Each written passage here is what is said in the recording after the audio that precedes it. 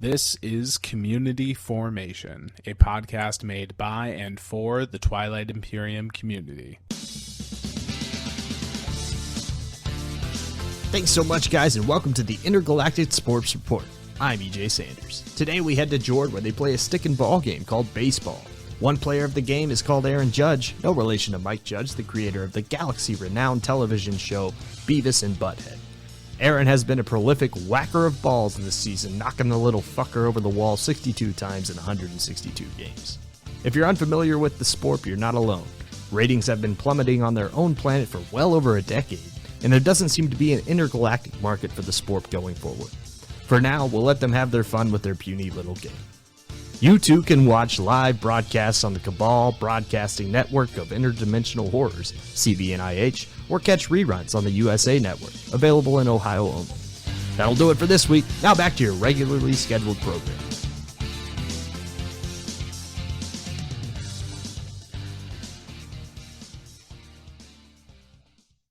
And that was Ernesto Jose Sanders with our Sports Report. Sports Report. Yes, how you doing today, my man? Hey, I'm doing good, man. Yeah, hanging in there, as always. Just hanging in there and just doing my thing. Going to the gym as the new hot meme. That meme should have never gone out of style, and I'm glad it's back. Yeah. No, here's the beautiful thing about at the gym as a meme is that you don't actually have to be at the gym for. Oh no, that's great. Yeah, I mean everything's a workout, man. Getting out of bed, eating pizza, drinking beer, exactly. And right there with you. The only thing that you need to do to lean into the meme is do the quotation marks you say. Oh yeah, for the sure. Gym. Yeah, like, will you marry me? Like, I get it. Yeah, it's great. Mm-hmm. Absolutely. Oh my god, dude. Yeah. So what's going on in your TI situation, man? Like anything? Oh man, today was actually unequivocally one of the funniest TI moments that only tangentially evolved me. So in PBD 79, me and Bam Bam have been harping all round long because Kyle's been like, you want to have insubordination, so the only way I can win, I'll buy it off you, yada yada yada. Well, he's had it the whole time, and he's just sorrel, and he stalled us all out of leadership. We all pass, and Kyle, the very first thing he said is like, "I'm gonna not lie this game, not gonna lie at all." Well, guess what, Kyle? You're a liar, and that's okay. We knew Bam Bam and I knew it all along. Yeah. So he stalls us all out. He slings his flagship out. And right before getting past, he heroed and stole all the easy targets except for one, which was Bakal Alia Prima to get himself his fifth structure outside home. And Kyle goes there and PDS hits his flagship, only thing he could take. And there are 2 shots hit out of the 3 that were needed, unfortunately. So Kyle gets to try to land on the ground, but Mintak had Yin Agent and my Soul Agent and kept him from winning the game. But Kyle's a liar, and his ship is sinking, and I'm happy about it. Shit, man. That boy loves to lie about his action cards, man. Oh, he loves to lie about anything. He thinks he can win on it. And I love him for it. He's a great player. Man. But I think that's really the only moving and shaking in my TI games. Wow. Tyranthius, one of Bort's friends that he introduced to, beat me in 97. That was a fun one. The Winsley carousel was interesting because all 6 players had a shot. Other than that, our tournament game, which you're on me on one side is SAR, and then Susan's on me on the other side is Titans, and I'm just don't even get me started. Yeah. So what happened? Ralph Wiggum, I'm in danger. I'm in danger. No, seriously. So what's going on with that is that the Holy Teaspoon, our dear friend, great guy. Yeah, great guy. And just one of the channels on the async server, he just kind of announced to everyone, hey, we're going to do a tournament. It's crazy. It's a silly idea. Whatever. We're just going to go for it.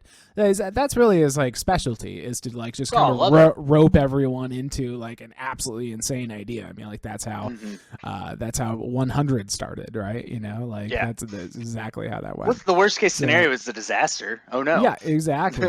So now we just got this massive stack of channels that is 36 6 players, 6 games. 6 games, exactly. Yeah, a semifinal round and then a finals game, and who knows what's going to happen. But what happened, I can tell you, in our game 4, I believe, of the 6. We're game 4. We're game 4.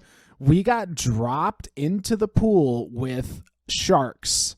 Like, oh my literal, God. Well, literal like, sharks are apparently in we're the included with the sharks pool. in people's like in people's scope, like people's zeitgeist. I don't it's like even apparently know. I we're. don't even think I'm that bad, man. Like I don't either. Compared really, to fucking like, Susan, Fled, and Expendable. Exactly. And then then Hadouken's in our Hadouken- game, and he's just like, Hadouken's like the nicest guy ever. Actually, yeah, like he's.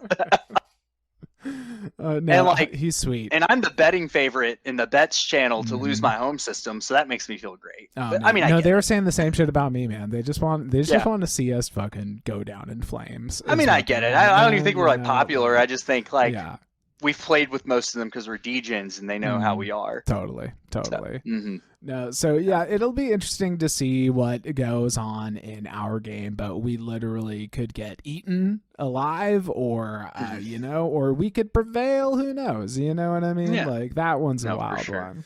No, I mean, there's not much to report in my TI life lately, other than just like getting wrecked, son. Just like bad shit happening, bad suffering happening. Yeah. And the funniest one was actually probably Teaspoon cursing my dice.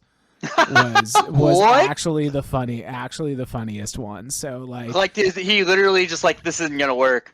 Well, no, it was a little more subtle than that because because there's just like this whole situation. I'm going to end up talking a lot more about it. I've been like trying to be hush hush about it, but I'm in this Fog of War game. I mean, I've mentioned it somewhat, but that one is funny because there's all like the private channels where it's like, for example, there's the one where it's just like me and Manatee hanging out, but then it's like Teaspoon can like always just come into the channel and be like, what's up? Or like, whatever. And then we start bullshitting and like talking about other stuff or whatever.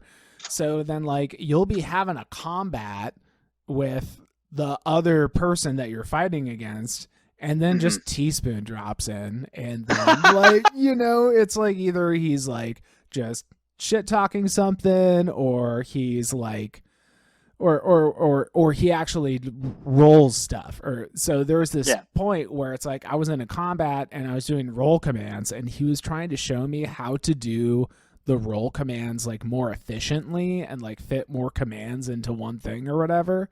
And then he rolled like misses for me and hits for my opponent.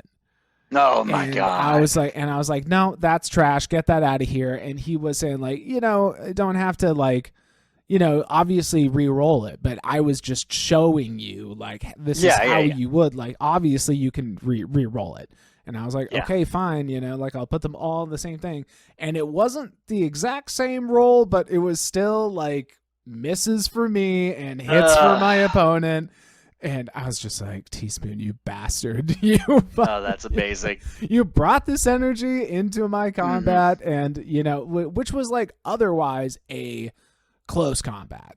Very like close, could have swung my direction, Teaspoon came in and just fucking cursed me, bro. It was rough. It was what it was. It was rough, Oh, that's incredible. Yeah. I absolutely love that, actually. Yeah, holy shit. So that's pretty much all I have to say is the TI blues, but but it's whatever, you know what I mean? Like this, as I like to say, this game will fucking break your heart, brother. For real. So it's no worries, man. No, that's a good vibe. But, maybe we should talk about our show that we're actually here to do. We may as well. Yeah. Man, can I just say that welcome to the Russian Baths podcast featuring Teddy's Jam for You. Yeah. Theodore Jamsevelt is on here with us today. He's talking boat floating, he's talking winning TI, and he's talking a little music because the Russian Baths are his band. Yes. Can't pump that enough. You should check him out. Not kidding. I'm into the vibe. Yeah, it's probably the first recording I've done not wearing a band t-shirt. We're not an ELO podcast anymore. No. Russian Baths podcast. Bubbly Russian Baths. Bubbly, Trademark. Yeah. No, yeah. No, it's a special episode for sure. I feel like I've been saying that about a lot of the recent episodes, but we've had a lot of great people on lately. I mean, that's the thing, and it's only going to get better. It just the hits keep on coming, for sure. The hits keep on coming, and we got Teddy on today, and God, yet again, as I say every time, if you have to watch this, skip to the end if it's the old time you got. Make sure to watch our hour and 20 minutes with him. Another thing going on today, a couple announcements, a little bit of news as always. But one thing I did want to mention is Brass and I got ourselves in over our heads. Next episode is going to kind of take a little palate cleanser, and we're going to be kind of checking out you all. We're checking in with you all, talking to some stands on certain factions. Yeah, it's it's definitely gonna be like, what's the term for it? A beach episode, right? Yeah, it's a beach episode. It's the beach definitely episode is what it is. It's just a totally different format, and we want to have shorter conversations with more people. Is essentially the thing, because like when you're covering 24 or 25 of anything, you gotta kind of do it a little more like that way. But so we're just going to talk about what, like, different factions and why people love them, and that's essentially maybe it. We talk a little strategy, but we don't know where it's at yet, but hopefully you enjoy it. But I did kind of want to announce that, because if you know someone who's standing for a faction, let us know. Like, we already have people in mind, but I'd love to hear from you. Totally. Yeah. Other than that, maybe we just get into the show proper. So let's do it. Let's move on. What we got here first today, Brass? Oh, you know what it is. It is the Galactic Crisis Pact, the community game update that I know you crave so much, because let's be honest, the best memes come out of community game, I think, and it's like, I don't know, there's a bit of like a price of entry, I'd like to say, because you kind of like got to be familiar with what the story of the game is generally. But man, some stuff develops and some stuff happens that is just, I don't know. Sometimes you completely undevelop some stuff. Yeah, in that and game. Sometimes you undevelop some things.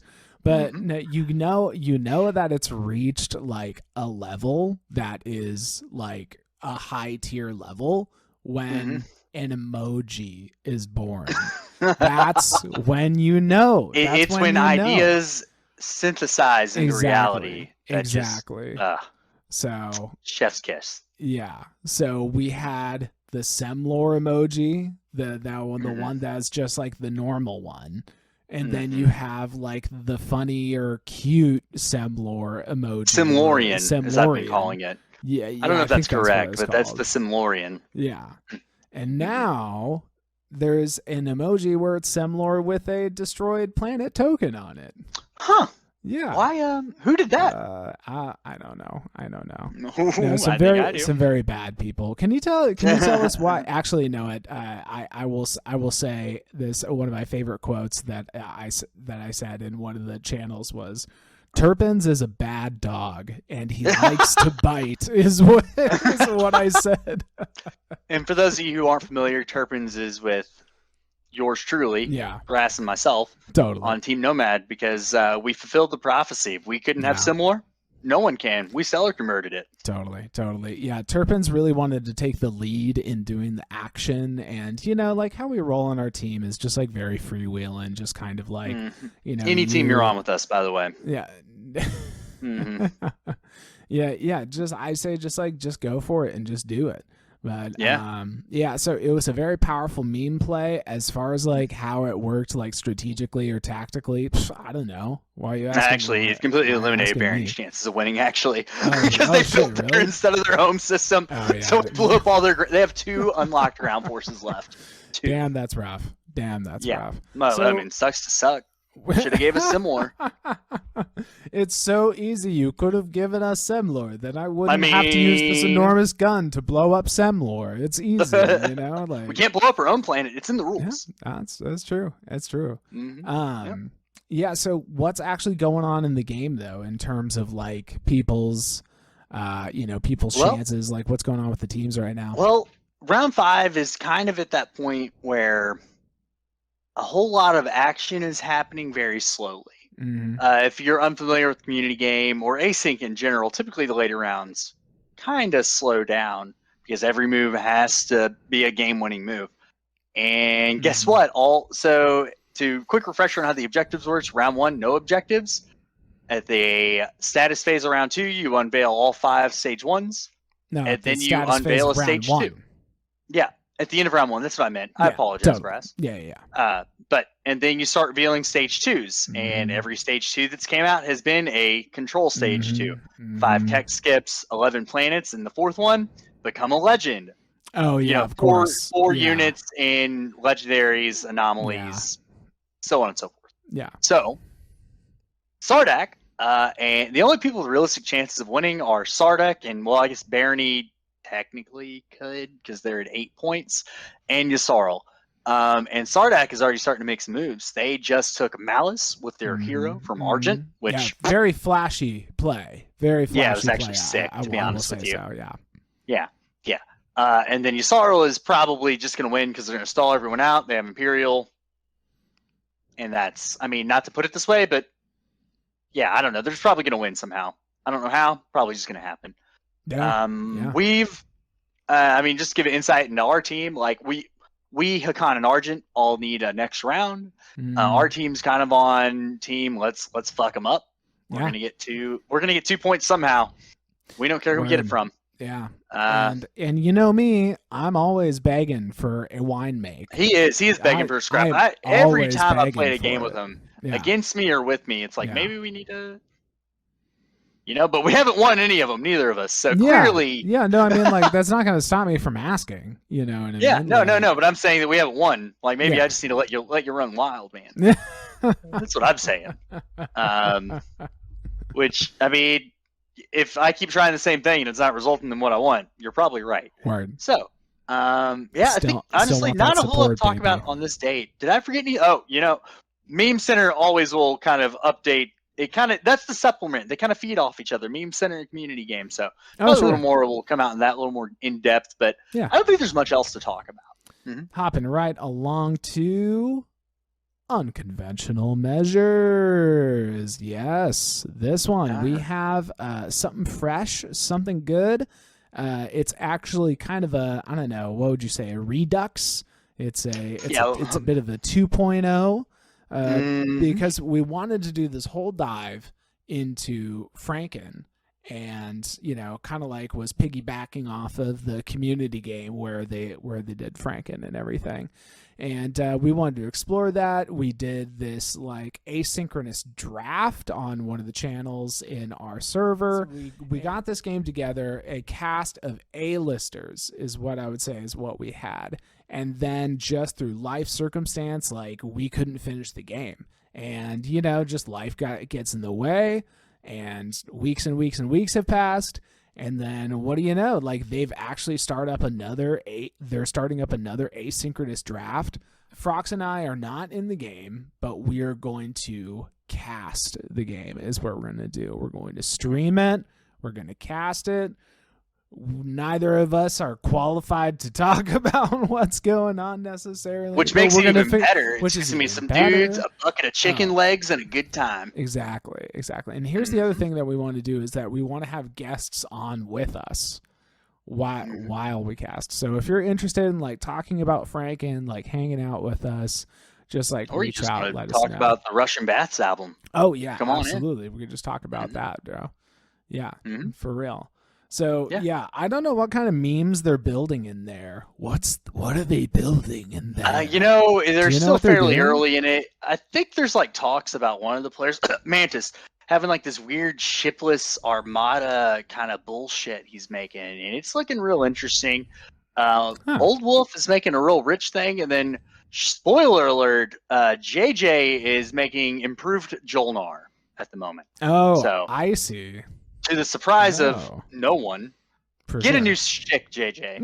Come on. I'm just kidding. Love you, man. Please be yourself. Yeah, I wonder if he's going to do a bit of what I was trying to do, where it's like, okay, I've got like analytical and everything, but I'm also like really buff. You know what I mean? Yeah. Like I'm really Like a buff. swole I'm, like, fish. swole fish. That was kind of my build. Like, yeah. like a fish with an 8-pack. I get that. They just do Totally. crunches. Exactly. Totally. Water resistance. Yeah, no, they Yes. get you there for Yes. sure. So if JJ takes inspiration from me doing that, then that's totally cool. I'm totally down with that. Yeah. Mhm. I mean, So- like you were going to win that game. I mean, it's not even a question. I mean, actually, yeah, totally. Yeah. I mean, it's not like JJ could have just like tanked my entire situation with his Van Yeah, I mean, he Hog didn't or extort you anything, for but, trade goods. Try to take her up. It's fine.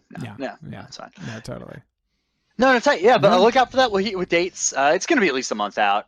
Time zones are a little wonky. One person in Australia, one person in Japan, but they're going to make it work. Mhm. It's going to be great. Oh yeah, no. Read off the whole cast of who we got The cast is in that game. great. Yeah. I guess I should do that. So in that game, we got Elspeth, everybody's favorite Yssaril main, Jadim Jedi, or JJ as we love to call him, the Jolnar aficionado. We have our homeboy and the guy who's probably going to win the game for some reason, Kaluan. We don't know. He just keeps winning. Mantis, who's also going to win the game somehow. I don't know. This is a weird one. It's like the unstoppable force meets immovable object. Then we got our two wild cards in my mind. We have Old Wolf, he's actually a vet too over in the Aussie server. Wow. So Yeah. and then we boy. have the creator of the Prepara's Gambit, Prepara. Yes. And he's going to draft all the grab refs. He already Legendary. has dimensional tears, so he's halfway there.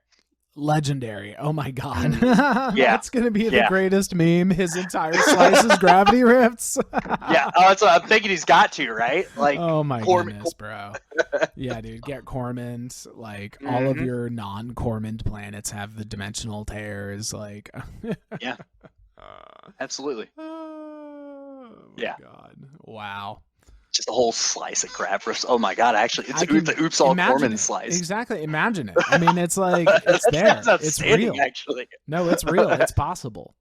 Yeah. What a meme. Oh, what a man. dream. What's next? I don't know. I think I'm hearing a little sound. A little bit of a beep beep beep beep beep beep beep beep beep beep beep beep. Oh, yeah. Sorry, that's the bulletin, not my Oh, stroke. it's the bulletin. Exactly. No, that's what I'm hearing. I'm hearing the TIGL bulletin getting all up in my ear. Actually, it's all up in Frox's ear. What do you hear? What are you hearing from the big man, Big Al, dude? All right, Large Allen today has sent me a message that says Large Allen. the TIGL just logged its 54th game for season 1, a little over halfway through the 10-week TIGL season. Well done to everyone involved. Additionally, there are 20 TIGL sanctioned async games underway, plus the async TI4 Discord TIGL tournament, which started with initial 36 TIGL players in 6 games, where winners will all progress to a finals game. Muffin Manifesto remains the top ranked with 4 wins. Bob C 222 with 4 wins as well, and hot on their heels is Alvi and Rope with 3 wins each.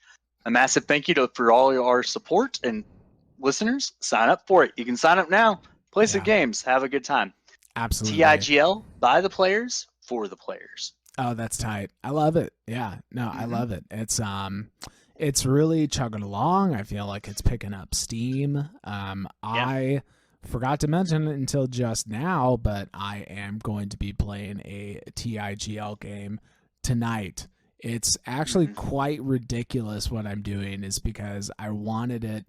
The original plan was like, oh, I'm going to schedule this game. I'm going to have, it's an all vets game so that it can be a promotional game. So someone can get promoted to vet 2. That's tight. And then simultaneously, like, kill 2 birds with 1 stone. If everyone signed up for TIGL, we'd just make it a TIGL game at the same time. Like easy peasy. So I don't know if the vet promotion thing part of it is happening quite necessarily, but I think we'll be able to make it a TIGL game. But anyway, the point I'm trying to get to is that I wanted to make this game accessible to AEST time zone to try and get some Aussie veterans in there. And guess what that means is that it's not a good time for me. Yeah, It's he's not been a chugging good time. coffee. It's what time? What time is it right now? I mean, I don't even want to tell you, but all I can tell you is that it's gonna be a late night, brother. It's gonna be a late night, and it could get ugly. So are you be ugly crying when your home I system's might taken? be ugly crying at like 3 Oh, a.m. man. Like, you know what I mean? Like, Oh, for sure. Good luck and Godspeed, what brother. am I I don't know if I'd rather doing? do that or our What am tournament I game. doing? Oh my god, I Yeah. know. It's like I just got dropped in the pool with sharks, and now this. You're like, it was Now fine. I this. enjoy bleeding. It makes me feel alive. I'm No, just like for fucking listening sure. to Google Dolls Iris like in the background. Yeah. Anyways, no, tight. So yeah, we'll see what happens with that. But I'm just really stoked for TIGL in general, and I want to say one thing: Muffin Manifesto is absolutely such a sweetie, such a he such really a sweet is. person.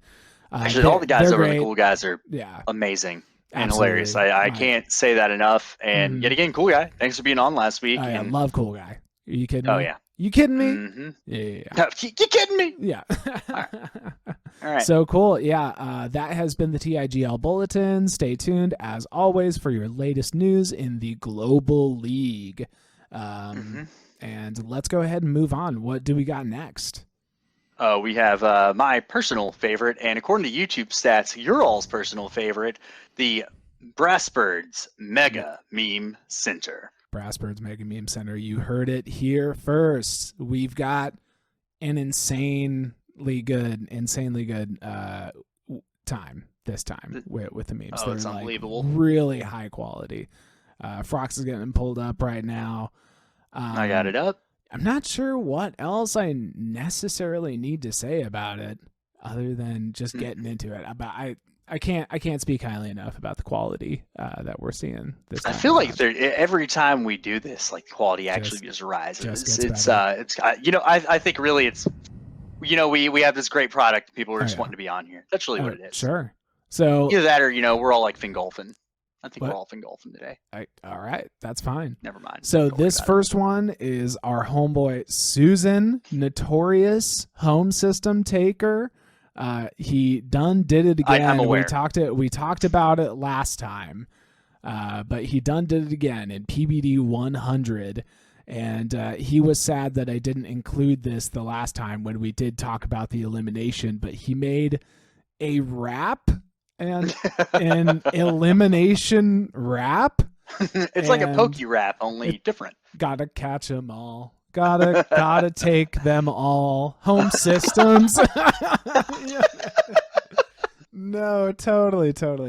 So I told him that to make it up to him, I would make a music video of me rapping this. And I don't know, I've got I've kind of got a beat in mind. Maybe I'll end up doing it. We'll see. But there's some potential here. There's definitely some potential here. Oh man. Yeah. All right. We're gonna. Sorry. It's so good. It's great. No, it's great for sure. Oh my god! But this one, oh my god. The next one? I suggest Arsony. Oh my god, yes. The next one. I suggest Arsony. This is the community gym. Like I said, at the gym is a meme now, and in the community game, the meme channel is now the gym, apparently. But this this is a supplement to our segment earlier, and this kind of tells you the entire story of what's happening in the game right now. Semlor got clowned on by the clowns. Barony, the clownsel, if you will. The clownsel of clowns. Barony is sad. Argent is somehow the ref. And then Sardak is just like, whoa, what the fuck? We were gonna take that. Yeah, exactly. No, we were gonna use our hero on that, man. Yeah. No, dude, absolutely hilarious. I suggest they did tell us we actually won the game when we did that. They did put in chat. Totally. Quite a few people were like, yeah, no Nomad wins. Yeah, absolutely. No, I mean we win the meme war or the meme award or however you want to say it, and quite frankly we win that every game. I mean that's yeah, but I mean and obviously that's the only important part about community game. That's what we've learned, right? Undefeated. 5-0, baby. 5-0, baby. Just trying to take my belt away from me. Oh my God, bro. So yeah, I suggest Arseny is quickly becoming one of my favorite memers. Keep it up is what I'll say. Keep it up. Meme number 3 coming at you hot. This one, Mobius 46. Isn't this one perfect, dude? Like, oh my God, it's so good. Oh my God. The Mobius 46 on Meme Town. This one really does it for me for like so many reasons. I may have talked about it before, or you may already know this about me, but I used to be, and maybe still am somehow, an enormous Arborec stan. Like, have always been completely obsessed with them for, I don't know, ever since 3rd edition. Like honestly. And this meme perfectly describes my emotional journey with the faction. And then step 5 is just like literally where I'm at right now, where I'm just playing SAR, you know? It's like I reached the point months ago where it's like, okay, Arborec, I still love them. They're cool. They're always in my heart and everything, but I don't play them anymore, you know? Like, I mean, if you think about it, like Arborec's just SAR with some extra steps, you know? Yeah, why don't these work together?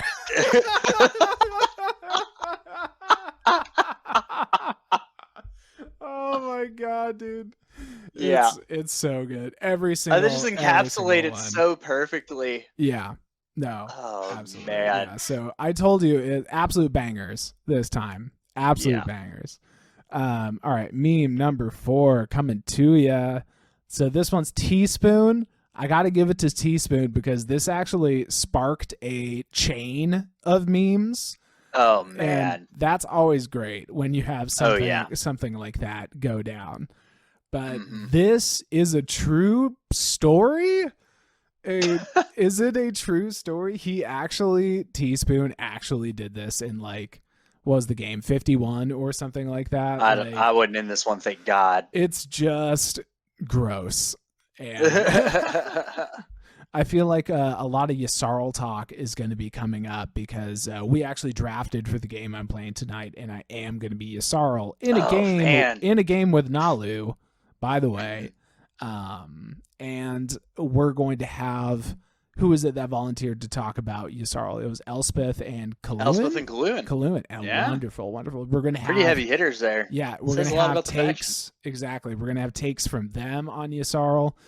We have takes later in this episode from our boy teddysjamforyou too. Exactly. So a lot of kind of a hot topic a little bit, I think. Exactly. So a lot to say about them, but this is just an example of it getting a little out of hand.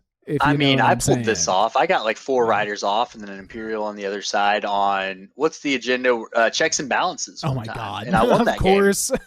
Yeah. Of course. Oh yeah. He's like, I know. It's like, we don't want this one. I'm like, okay, well, I'll just put all of this on 4. They're like, we're not going to give you this. The Imperial rider and a sanction on the bottom. They're exactly. Like, okay, I guess you're going to get these. Yeah. Totally. Nasty. Absolutely nasty. Oh, it's gross. All right. Gross. You got to pick your spots for sure. Oh yeah. Moving on to meme number 5. Oh my God. I forgot I put this on here. Oh my God. Why is this one so good? Oh my God. No. So this is Cage's in Meme Town, I'm pretty sure. Yeah, it's Meme Town. Oh my God. It's just like the grossest. He is sick, man. I know, it's so sick. It's like the grossest template possible, you know? But I think it's also pretty appropriate. I'm also playing a Nazroka game right now, and I'm just I love them. I've never been more acutely aware of just like how useless the fragments are. Like, you know what I mean? When it's like, when you have the option of like, oh, I'll just get a token, you know, like it's like, why would I ever want to draw a relic? I mean, and then of course I like still fell into the trap of like, well, I can just get like since I already have this, I can just get this one and swap this one, whatever. And I can draw a relic and still have shards left over, fragments left over to do the secret because I drew the purge too, Oh my God. So I was like, okay, it just looks like I'm collecting fragments just because I'm NRA, but it's like I'm going to get one relic and then I'm also going to get a point out of it too. I draw my relic, Stellar Converter. Obviously. Oh my God. Why is anyone surprised? You know what I mean? I'm not. It's it's fucking ridiculous, my bro. Oh man, dude. Gosh. I could wax poetic about Naz, but we got actually we have a shorter kind of talk with Teddy. But I think to give you my brief little synopsis on this, I think if you're not getting the relic round 1, maybe round 2, just get the hero relic and you're done. Exactly. Doesn't matter. Tokens are king. Totally. 1,000%. That's it. Mm-hmm. All right, I got one more. I got a bonus. Oh my I'm God. doing bonus memes more often than not. This is my actual favorite bonus meme. No, this is one of the best ones possible. Oh my God, I love this one. So I have posted this meme more than I've posted any meme in my entire life, besides my 3rd grade Thursday meme. But I'll tell you that one off air. Totally. Yeah. So this one is Jazz X Hands, and really, I would say it's more than anything, it's a service to the community. It really is. It really is, because there are so many reasons and times and places where you ping my son is also named boards. Oh, yeah. You don't really need a reason to do it, by the way. No, you just do it. And then... I mean, his tag is please at me, quite frankly. Exactly. And then when you do it, every time there's an opportunity to post this one. We need to make a Bort bot where it actually just posts this meme anytime he's tagged. Like, how great would that be? Maybe we ask Turtero to do us a favor. I feel like that would get really out of hand really quickly. I would love one day we let it happen. I would love it. Wow. Someone order a Bort window? The Bort bot? Oh man. And that has been yet another Brassbirds Mega Meme Center. So good. Now it's time to visit a Russian bath. I guess it is that time. Now we are going to transition to our segment that we like to call Who's the Speaker Again? Talking to none other than Teddy's Jam for You. What's up, Teddy? How you doing? Yeah. How's it going, Teddy? I'm doing good. Nice to be on the show. Yeah. Welcome, dude. Welcome, dude. Yeah, so Teddy's hopping in as part of our long, multi-part, ranging conversation about different styles of play, different philosophies, different ends of the spectrum as far as like how mean should you be or how nice and deal-makey should you be, perhaps. Teddy fits into the whole thing in a certain kind of way, and he's going to explain his perspective to us.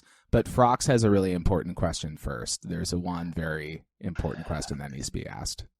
Teddy, I asked the people what they wanted me to ask you, and there was only one reply that everyone parroted. It was like, why are you so dreamy, man? I can't, I take it in, and, I can't help but daydream. And quite frankly, it's going to be really hard to focus during this. I'm so sorry in advance. I appreciate the flattery. It gets me everywhere. It must be that the spell that witch cast worked. Because I'm a terrible looking person with very few redeeming qualities, so I don't know why. Honestly, that's what's great about you, is because I'm into that. It's like everything's done, so you have to now do the worst thing because it's not, everything else we've liked everything good, so now we have to like bad things. Honestly, it's 2022. I think you're hitting the nail on the head. You're the bad. Word. Now, I think he's dreamy for real, and it ain't no joke. But no, yeah, actually, seriously, guys, he's humble too. This is terrible. For sure. And the more he talks, the more I like him. Word. I'm just gonna get this out of the way right now. Both Frox and I love the band, genuinely. Yes, absolutely. Yeah, check him out. That's awesome. If you're in the community and we're around for the tournament in which Teddy ended up taking the crown. He shared a little bit of what's going on with the band, and we got to hear some of the new tracks. Oh, man. So the name of the group is Russian Bats. You sing, you play guitar. Absolutely love the whole vibe of it. Is there anything that you want to tell the folks at home about the band? Yeah, we put out 2 new songs recently, and we have a bunch of other new material recorded. We've been, in the studio in the last couple of months, so there should be a bunch of new things coming. Hopefully we get to tour next year. That would be really, really nice, because it's been pretty scant on the live shows the last couple of years. Yeah. Yeah. Totally. I miss live music for sure, man. I used to go to tons. Now it's just like, Yeah. I've been going to a bunch of concerts the last couple of weeks, which is really fun. Like I went to this festival in New Jersey called Frantic Fest, where this band Proto Martyr, who I love, played, and Snail Mail played, and Yola Tango. And I saw Father John Misty recently. Oh man, great live show. I'm supposed to whisper that, actually. I'm not supposed to. Oh, man, I just feel like he needs a mirror on stage, to stare at himself, and I think that's like his ultimate muse. I think that'd be his perfect concert set. That'd be great. Him staring in a mirror and playing to himself, because that's all he does. It's like, I almost feel like if you had a factory to produce Father John Misty fans, I would just come out of the conveyor belt. So it's like, I can't admit that I love him. I saw Pavement, saw Sunny Day Real Estate reunion show, which was so fun.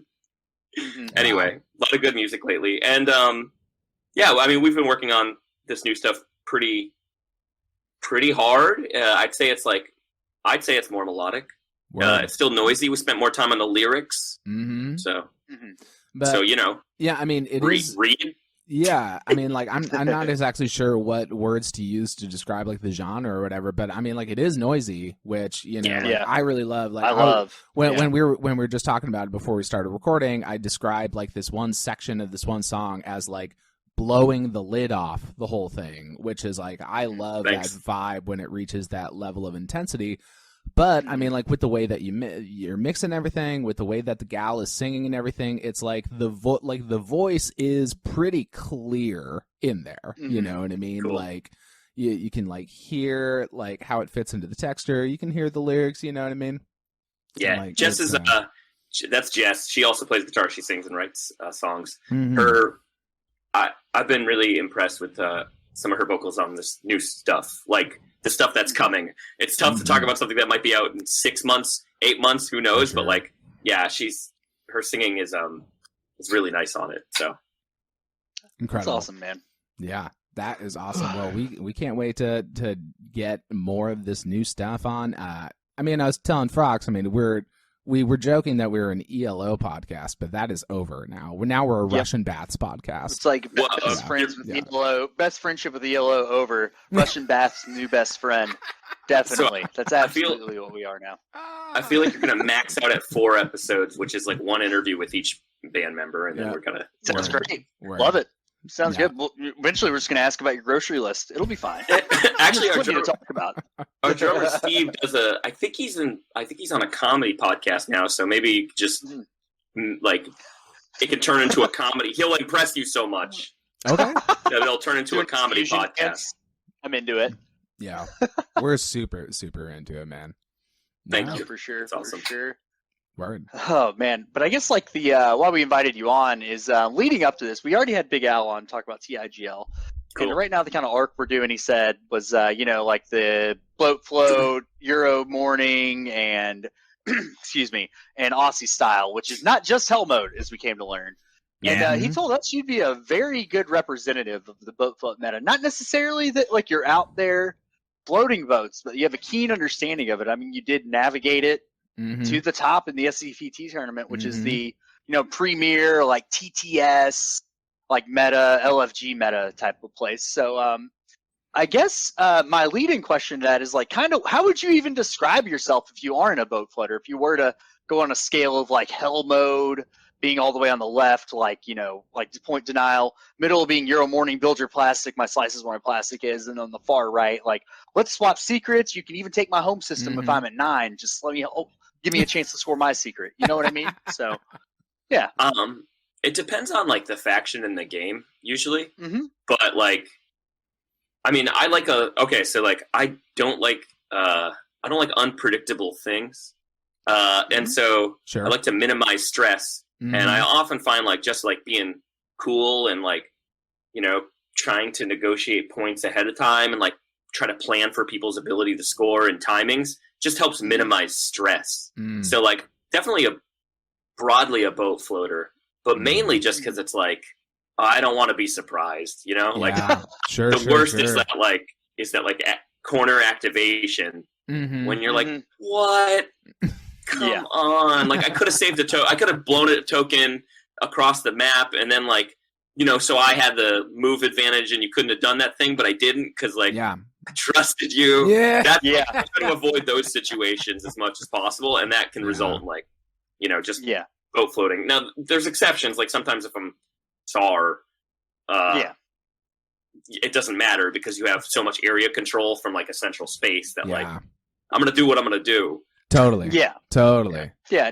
No, definitely. So it kind of seems like you're more of like you're a chameleon, basically. Like you're gonna go into the game and you're gonna do what's best for you.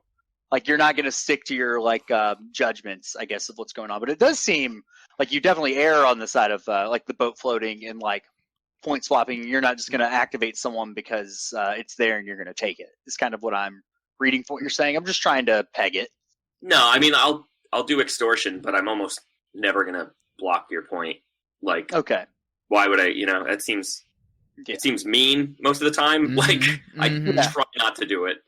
For sure. Yeah, and you never know when you're gonna need another token. Like it's Sure. just waste it. Also, I think the games are just more fun when people aren't like I've played a lot of games where it's like people are being very aggressive against each other, and it's just negative, and it's like way less fun. I really like games where everybody gets to 7 or 8 at a minimum and feels like invested.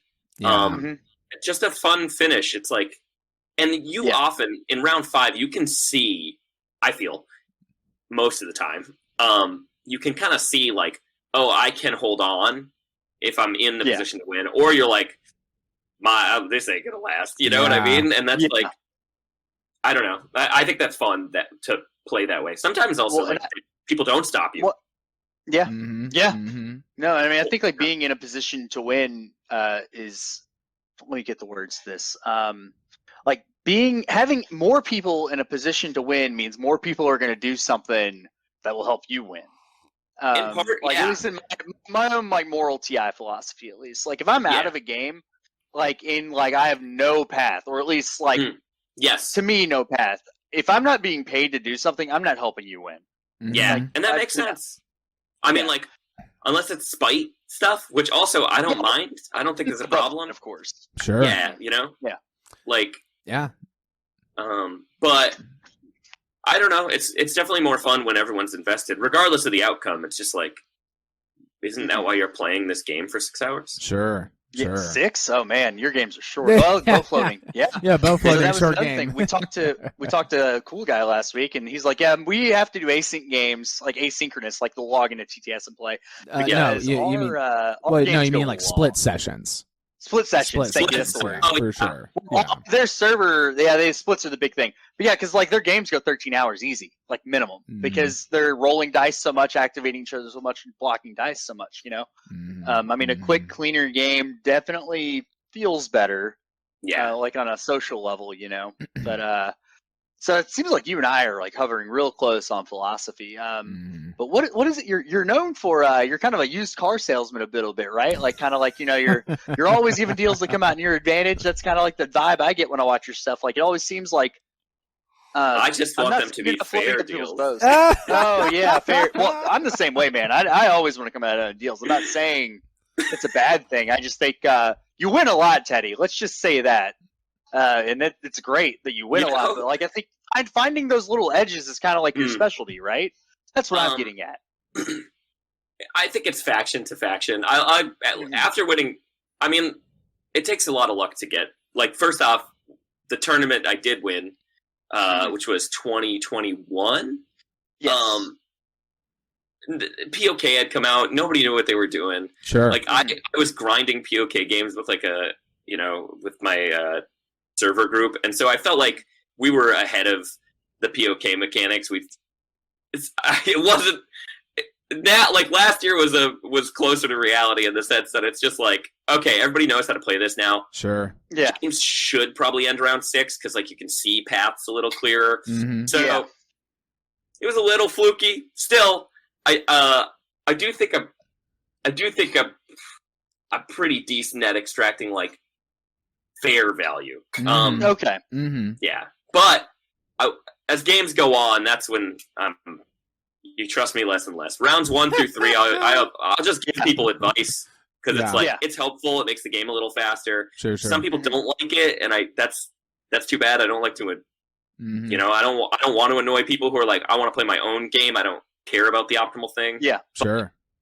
Rounds 1 through 3, usually I'm just trying to do fair stuff. I mean, like sometimes people just come to you with a deal that's like wildly in your advantage.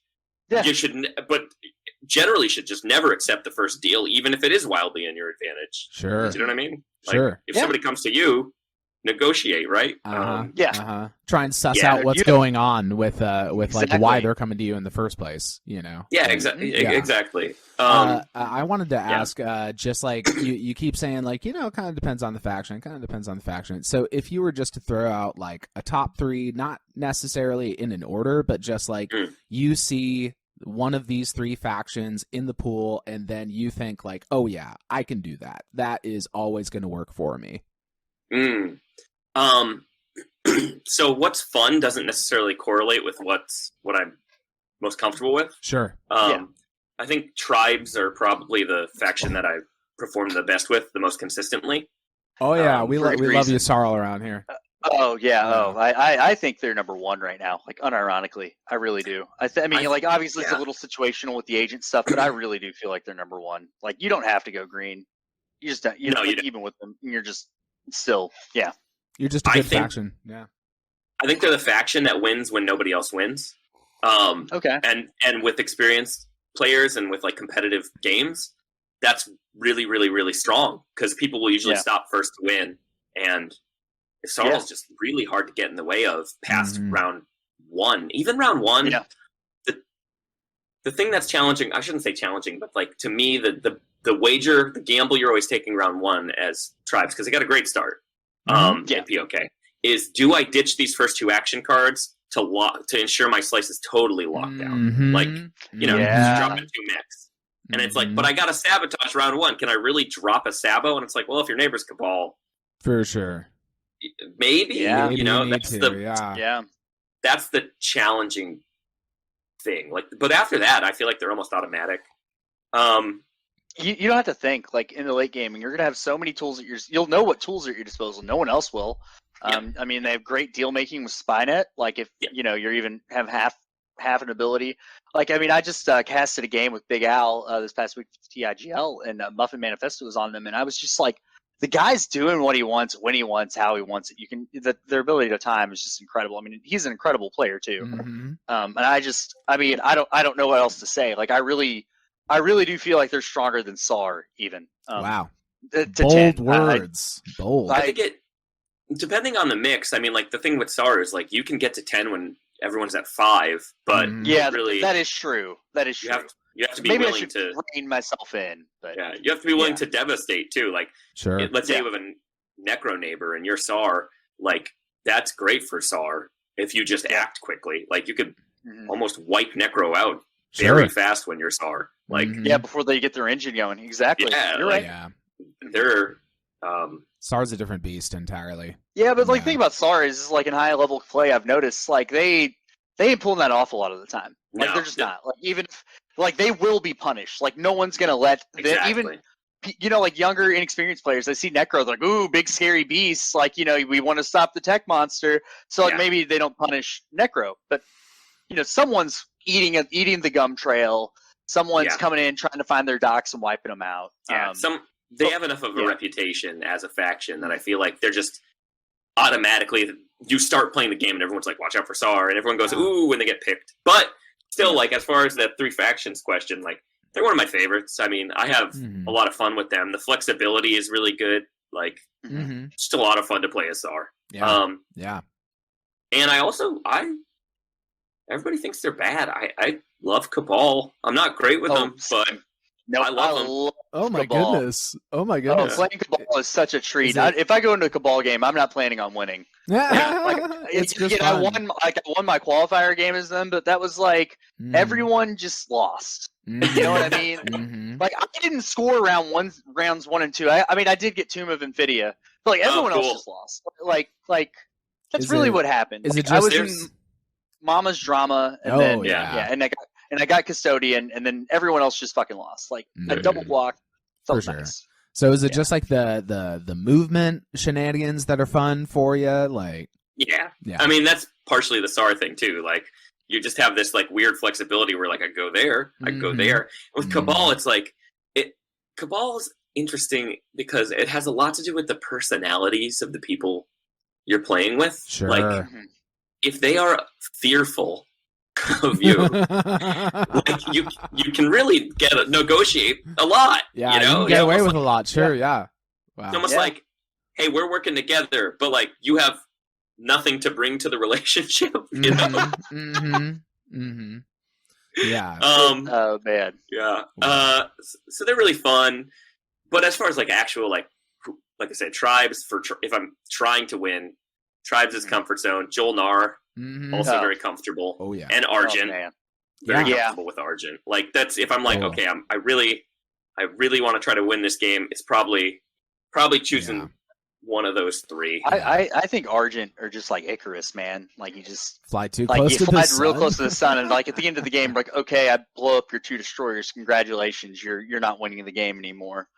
Or if like an econ objective comes out, like that being said, I think Argent are good. I think they're very, very good. I mean, Custodians, you know, you can get to 10 in round 4 if you're lucky enough. But yeah, part of it's yeah, you're right.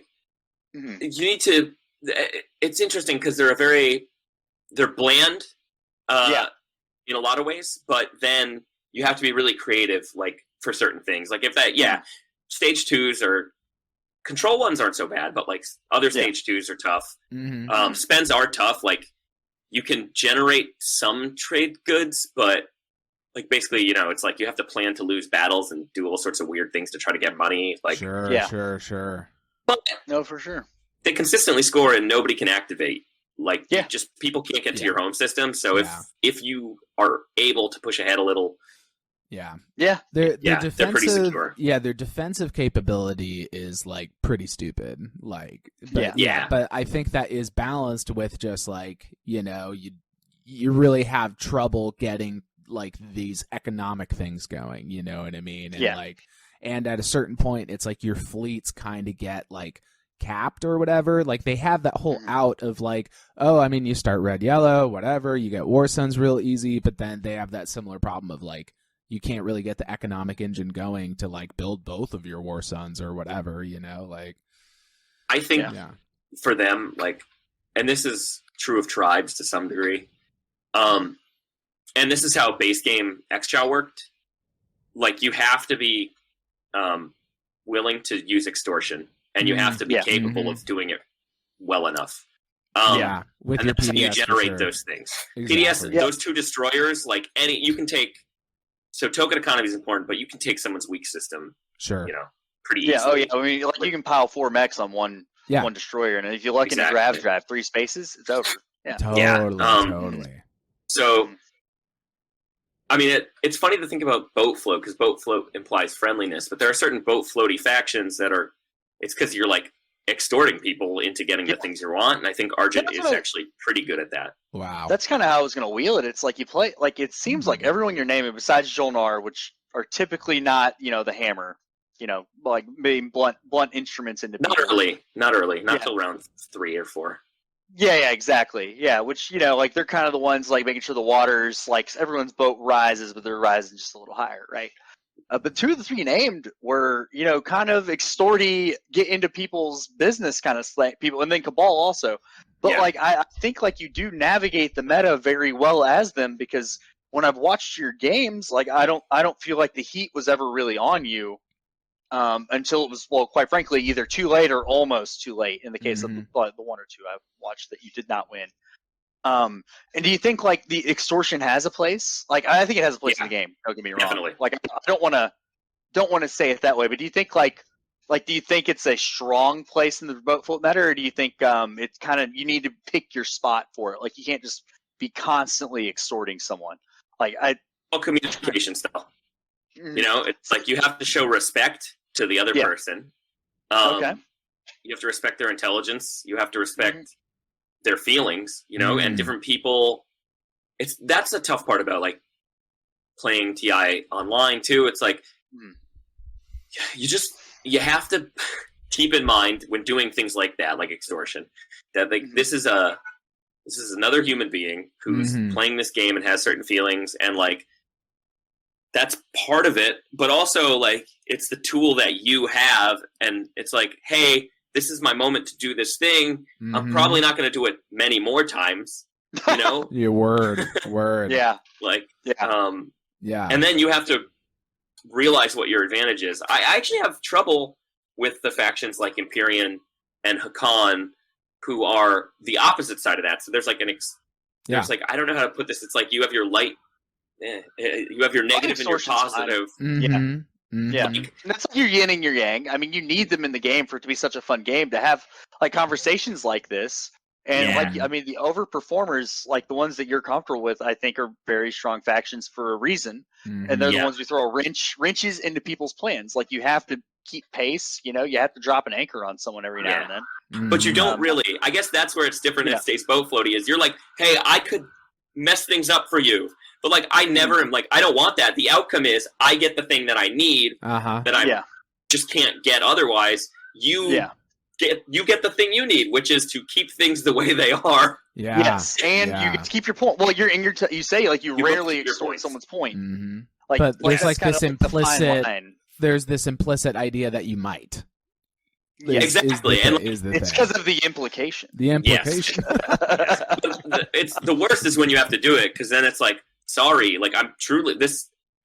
I don't like this because for sure. You know, and then you have to do that thing where you're like, okay, well, this person won't, in quotes, cave, or really won't accept my situation. So now I have to ask the table if they'll pay me to ruin this other thing. You know? Sure, yes, exactly. Sure. But I would still include all that weirdly in a boat float meta, because like you really are not trying to. It is not like, well, I'm going to stop you and I'm going to stop you. It's not that. It's like, please don't make me stop you. I'm desperate right now. Please don't. Please don't. I don't want to do it. Don't put me in this position, man. Where's Imperial? I think I'm chasing your point that you're going to get to anyway. Like, I wanted to understand what is it that you have trouble with, like Empyrean and Hakan, like exactly. Yeah, totally.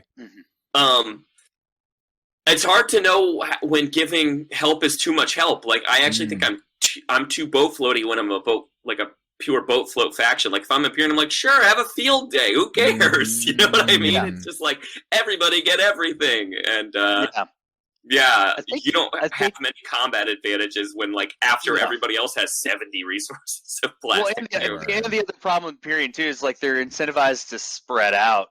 That too, yeah. It's like, and then you're like, well, there's my combat advantage isn't really there because I, use all my tokens spreading out.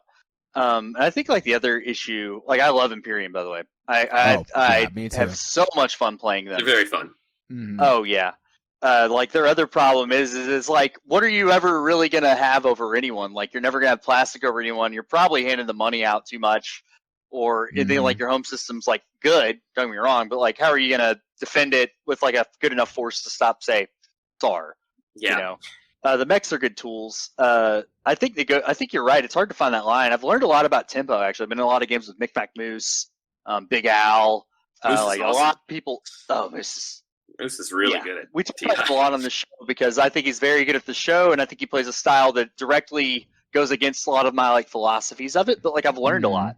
You guys are the odd couple, man. Yeah, we are. We're on a team together in a game, Teddy. Like we're both playing. And you hear about the 25 faction game on async server? Yes.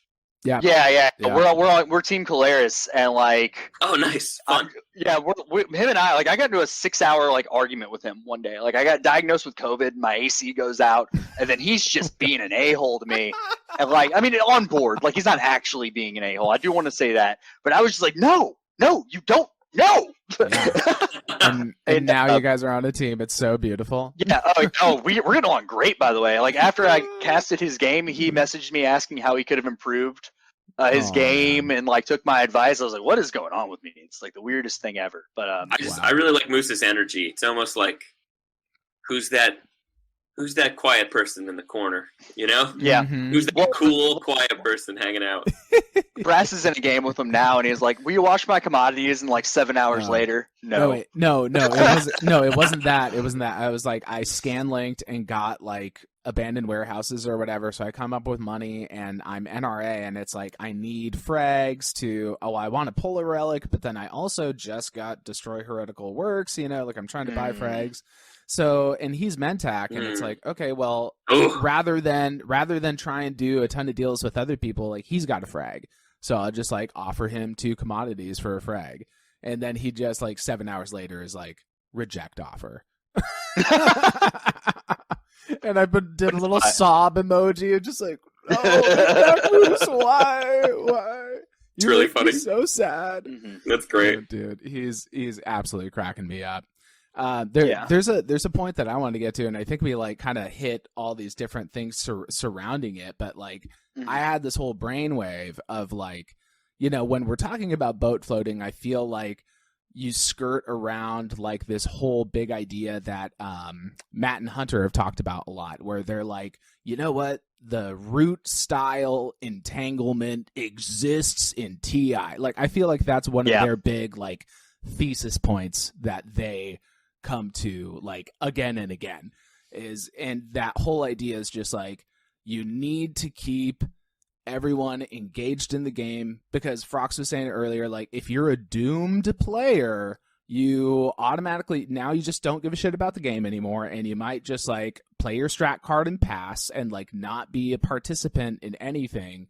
But if you have a shot to win, then you're participating in this final round scramble, and you could have some like undefined role to play in like the whole showdown at the end. So they talk about entanglement in that way, but then I had this whole brainwave in the discussion where when you go on the other side of the spectrum and we start talking about point denial, when we're talking about Cool Guy, it's like Cool Guy was describing this kind of entanglement where it's like the flip side of the coin, where it's like there are factions that you need to knock down a peg in the early game.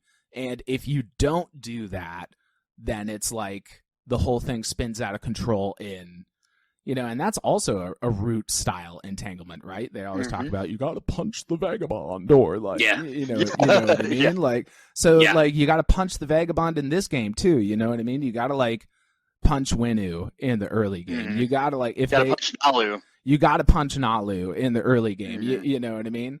So you got a whole RA in your hand for 6 rounds. Nalu hard to punch. Oh, hard to punch, exactly. Especially when they get those mechs out. You know, it's like, what are you supposed to counter a Nalu fleet? With they spread them with Zayu. So if I'm next to them, I'm immediately looking for where they can go, and I don't care. Cruiser 2, fuck it. Like I hate being next to Nalu now. Like I've done 2 POK games next to them, and like both times I elected not to be a hole. And like it's been brutal. I mean, they're both very close to winning. Well, Mick McMoose won the one game, and then Fingelfin may win another game I'm in with them. And it's just like, I don't know. And then like the community game, like if we didn't take their home system, like when I was Titans, like they would have won that game super easy, and they still almost won it. So they still almost won it. Exactly. Yeah. Totally. Like, I think you got to slow them down, but I think like they'll still have the tools to come back from it. That's the thing, though. So it's like you got to find this balance like within it to keep people engaged, and that's like where I think like boat floating gets it wrong, right? Like the game's not balanced. Like you're not going in as a vanilla like thing of ice cream. Everyone's not the same. Everyone doesn't have the same advantages, and that's fine. But it's like to quote Big Al, like it's up to the table to make everyone equal. Like it's up to the table to like get people to the 55-point game. Like, and that's kind of my philosophy. Like I'm trying to find my own. That's like part of the journey here too. It's like I've been playing a lot of games lately, and I just I don't know the feeling, but like, what do you think? Like you're feeling like the perfect style of TI. Like if you were called like soccer, like Brazil plays the beautiful game. Like what do you think that would kind of look like, Teddy? Like where do you think that would go? I guess I'm of two minds. The first thing is like, so like in entanglement concept is interesting. I suppose it exists, but I don't even, when it comes to like these choices, it's for me, it's more about like how it feels and how the people playing feel.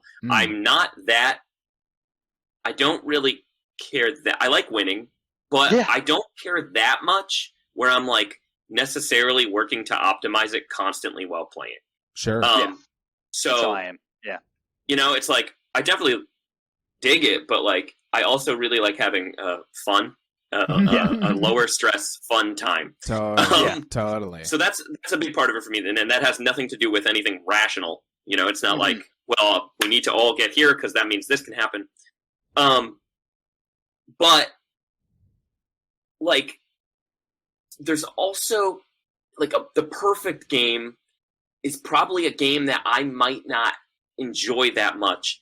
Because like I've watched, especially in this last SCPT tournament, the level of play from the like semis on was like super high. In a lot of spots. Like I thought the final was like so high level and like it was incredible.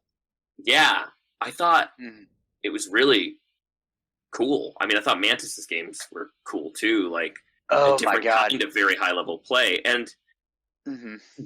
But like, if those things are completely optimized, those are like round 6, round 7 games. Where people are cutting each other off at the right moment in round 3, in round 4. Yeah. If it's winnow round 2, like they're doing all the right things at the right time, and that just does make a game which, like last year, was like, or 2021 was like, oh, this is a 5-round game. Whereas now, when I watch the really good players, like this is a 6 or 7 round game more consistently because people are interrupting each other, and that's the like beautiful game. That's the highest level of it, which like for me, it's like, I don't know if I'm cut out for this. Like the amount of, you got to be so good at math. Everybody knows like these values and they're negotiating at the right time and they're deceiving you at the right time. It's like, that was what I noticed in that TIGL game is like people are speaking up. Like they're not talking constantly. Like, no one's trying to run the table. They're just like, hold on now. Like Hunter was playing Hakan and people were pushing into his slice. And like me, I'd be like, oh, fuck that, buddy. He's like, yeah, that's fine. That's chill. Like, but then like, he's like, no, hold on. Like, he picked his moment to finally, I mean, he took custodians and like some other stuff. So like he understood why it was happening. But like, that's why it's like, damn. Hunter's like, that's very like good, so by the way. different. I gotta say that. Hunter's very, very good. Oh yeah. No, he is incredible. No, he's like, he's one calculating dude, man. Oh yeah, and he's like talking like on podcasts like, "Oh, I'm gonna win the next tournament." I'm like, "You could definitely win the next tournament, man." Sure. Like, don't.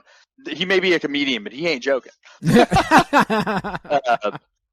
Yeah, no, that's like what I'm noticing. Though, is like people pipe up like Mick Moose. He just pipes up when he needs to. That's the thing. Like, and then like Muffin. I don't know if you're in tune with the TIGL stuff, but like he won like 4 out of his first 5 games on there, and. It's like I was watching him play, and it was like he did exactly what you said. It's like, well, I'm knocking Cabal off Rex for the Imperial point. Like, sorry, buddy, or who? And then he blocked Cabal on another point, and he's like, you're done for the game. Word. At that point, and he's like, you can't mess with me because I have these cards in my hands, and it was just, like I think you're hitting the nail on the head for like what an actual like a bunch of AIs playing TI is going to end up looking like, basically. Exactly. So I much prefer like a, I don't want to say it's casual because it doesn't have to be like a chiller, here's where we're going meta, that's very negotiation heavy. Now that said, that can annoy a lot of people. Like, a lot of people are just like, stop talking. Like, why are you saying 2 trade goods instead of 1? And we're spending 14 minutes on it, so I understand the other side too, where it's just like, let's just play the math. We all know what's happening here. Sure. I get that too. Yeah, I think a blend of them would be the best, like, high level play, because I think like making the right move on the board is not always the right move. You know, like, even though Mhm. you're point denying me, it's like, well, that person now has Reactor Meltdown and Structure Stage 2 comes out. Guess what? Yeah, Yeah. It doesn't matter who it's Oh, targeted at. you- Like, That's true. that's what Totally. I love about this game, though. Like, there is That the is cool. social Conditional aspect changes. of it. Yeah. Mhm. Yeah.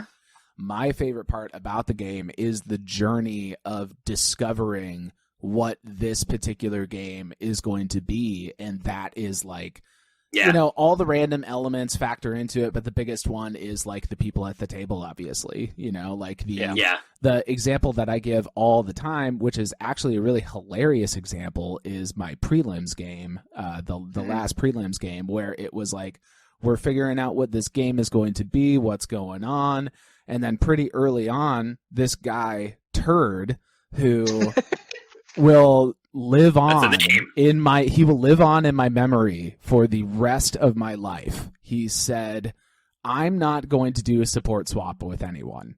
I am holding my support for the first person to get to 9 points. And that defined the rest of the game. You know what I mean? Like, this one dude. The winner is at 9. Well, that was the funny thing. Well, that was the funny thing, is that Titans got to Titans got to 9 first, and then he's like, actually, it's going to be the second person to get to 9 points. You know, like. Oh my god. Yeah, so that was like a whole A trick you can only do once. Yeah, it was like a whole kerfuffle in and of itself, but it was like that whole idea of like early on in the game, he comes in and he just like sets the tone, and he stuck to it after like multiple attempts by me to be like, please, can we support swap now? Please. And he's like, no, I said what I said. I'm doing what I'm doing. And like that one thing just completely like changed Distorted the meta. Exactly. It defined the meta, and it was just like, that's what this game is. And I had like an awful time in the game, but after the fact, you know what I mean? Like, this is a game that I'm never going to forget. It's like one of the funniest stories. There's so many funny stories from this one game. And I mean, it lives fondly in my memory, even though at the time I was like, dude, I'm fucking miserable right now, bro. Like, Yeah. Are you kidding? I think it's funny that he betrayed himself. And a little predictable, like, of course, but he's a wild card, baby. Did he at least give it to did he at least win make? No, Shavnir won that game. No, he didn't. He didn't win make. He did not win make. Shavnir won that game fair and square. He was playing empty. It was like the stage 2, like 5 empties or something came up, and he's just like super good at that. Obviously, yeah. He just snuck his way in. Oh man, exactly. So good. Dude. Like, that guy's so good at TI, actually. Oh, Shav's great. My god, love Shav. Oh yeah. Yeah. But like, I had like the weird other side of that for Brass, and for my prelim game that I lost. Like, I, for whatever reason, don't actively search for support swaps. Like, it's an ongoing thing I struggle with. I don't know why. I don't even think about it. Probably should. But like, this guy Ghost, he ended up winning. Singing was a very good player. Don't ever. But like, I'm like, hey, let's support swap. Oh, I'm gonna wait for later. Let's support swap. Let's go wait for later. I was actually trying my doggest to get that. Finally, he says yes, and then the table steps in. They're like, he can win if you give him that. And I was like, I'll show you my secret. Like, I'm not gonna score it. Like, I can't. I had become a martyr, I think. And I'm like, I can't. Like, I can't. I could pull this off, but like, it's not how I want to do it. I'm Mintac. And it's like, I had impersonation, by the way, and drew a new secret I could score, but we're not going to talk about that. But like, that's the thing. It's like, how do you keep the pacing? How do you like the table steps in and brings people down? That's why I do like the boat flip meta in that sense. It's like, they'll find where the line is. Yeah. You know, like that's why I do like it. Whereas in the hell mode or like the Aussie competitive meta, there is no line. Like, we're point denying you, we're stopping it, but they're having fun while they're doing it. That's the social contract thing. That's why we want to have everyone on and talk about why they enjoy that and like what brings it to them, like what they think the beautiful game is or the platonic ideal is, you know? So, you know, something I've been trying to do and want to be progressively better at is like, when playing that way, just sort of accepting that that's how it is and just being like, okay, like, you know, just kind of like roll with it and have fun with people taking your stuff and like, you know, like doing things you don't expect. Because I do think that's like a much more mature way to look at the game. I agree. Oh, I become a pile of salt. Brass can ask you. Like, I can't. No, I can't I'm control salty. myself. Yeah. No. Oh, yeah. No, I'm salty. Yeah, we're both. Yeah, We're both exactly. Like salty. Bunch that's of salt shakers. Yeah, a couple of salt shakers. Yeah. yeah, definitely. I will say when I one of the if I'm being very competitive, Mhm. and I feel like it is on the same way like black hat marketing tactics. You know, you shouldn't do those. Mhm. Don't annoy Yeah. people to buying your products. Sure. Yeah. But like if somebody really knocks me early, I do go real hard in the meta the whole game until they make it right. Which Mhm. I shouldn't do that. I want to get better at not doing that, but it does work. You know, if you're like, Sure. guess Yeah. what? Every move you make, I'm going to make sure you lose it. Like, every deal Yeah. you attempt, it's going to be Yep. ruined by me. Like, Yep. person not involved. Yep. Oh yeah, no, that game, Oh my gosh. notorious game for PVD 42. Like every deal Moose would make, I'd chime in. He's like, "Hey, I'll pay you to take tech." I'm like, "I'm gonna pay you the same, not to vote, so we can get Exactly. Wow. Like, Yeah. like I would just do stuff like that. Like, Mhm. if you're a thorn in my side, I'm a thorn in yours back, and that's what we're getting at with the table meta. Like, I realize you have to sit down. Like, what Mhm. kind of like I think no matter what game you're sitting at, even tournament, prelim, LFG, what kind of game we having? Like, I don't care what we're doing, but I gotta know so I don't make this kind of deal in this structure and it not work out. And playing around it, and I think that's Word. that's definitely something I'm learning. I think Cool Guy mentioned it's like he was the one who brought that up. It's like, let's have this discussion now, like at 15, 20 Yeah. minutes before we get started. And I think that's Exactly. I think that's a good starting point for any game now. Just because there is a lot of styles and there's a lot of different opinions to play the game. I mean, one of my first games with Brass, him and I got in a Forever War, and it's been that way ever since because Yeah. I know now that Brass thinks about plastic. He thinks with plastic, you know? Mhm.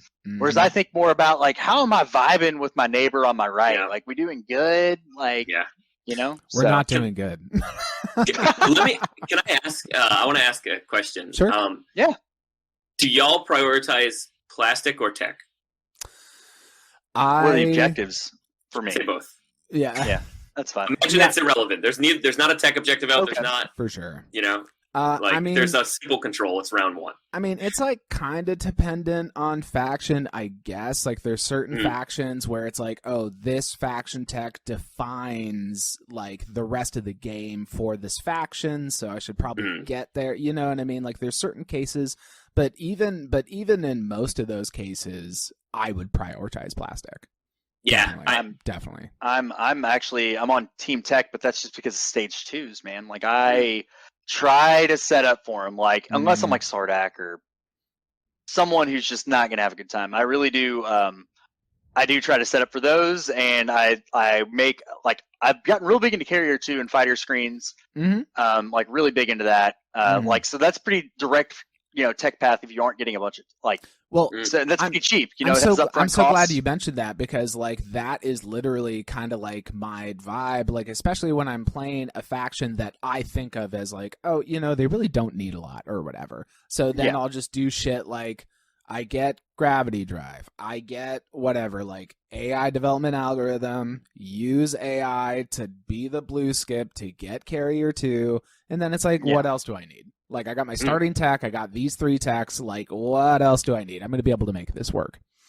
Yeah. I have a lot. I generally put plastic over tech. But part of it is just, it's like kind of fun because it's like, oh, okay, so I have these 4 resources, so I can like, you know, maybe I'm getting 2 mechs out, or maybe I'm getting a cruiser and a mech, or, you know, whatever, like a dread. Carrier 2 infantry.